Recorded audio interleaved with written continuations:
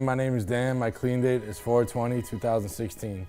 I had a lot of fears about, am I even gonna stay? Am I gonna leave? Am I gonna, do I really want this? And, staff was very encouraging to me, meeting me where I was at and, really expressed to me, the importance of staying and seeing it out.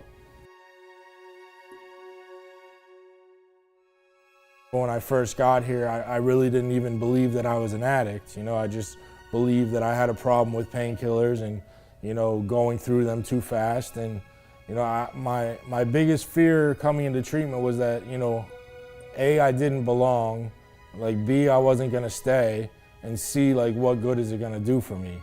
So like that was my biggest obstacle and hurdle, like in my own head was, how is this gonna help me when I don't wanna be here? The first time, first couple times I went to treatment was, for somebody else but me.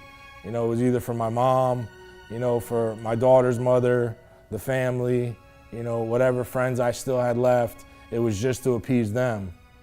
Treatment at Recovery First really taught me, how to be a man. Like, I hate to say it, but like, I didn't know how to get up and cook breakfast or, the responsibility of making my own bed or taking out the trash or, after eating, doing a dish and putting it away. Recovery First really taught me, how to, get up, suit up and show up. Like even when I didn't want to get up in the morning and, complained of being sick or I didn't sleep the night before, there was always encouragement to get up and go to group and, face the day.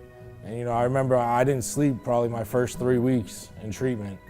And, it was the longest 3 weeks of my life, but for some reason, like looking back now, like I realized like I was okay. Like for someone that didn't sleep for 3 weeks, you'd say like, oh, like there's no way they made it throughout the day. But, with the support of like the community and the staff and my therapist and my peers, like I was able to get up and like look forward to another day. Even though I didn't want to, it was easy for me to do. Treatment's changed my life in a lot of ways because, it taught me a lot of things that I didn't know before about, discipline, self-control, behaviors that I had that I didn't know I had. And now as someone that works in the field and works in treatment, like I remember I remember being the problem client. So now I remember having clients that are the problem and I look at them like, man, like that was me. I'm extremely grateful from the bottom of my heart for everything they've done for me, showing up in my life. And, for me, like this is, I've been going to Recovery First, about 3 or 4 years and, still have staff members like in my life, in my phone book, like in circles of friends, for years now that, I remember being a client and seeing staff like at meetings, seeing staff doing commitments, seeing staff sponsor others. And like that encourages me, like when I get out, I want to stick with them or that's what I want to do. And here like fast forward like 3 years later, I still see like the same staff at meetings. I still see them helping others.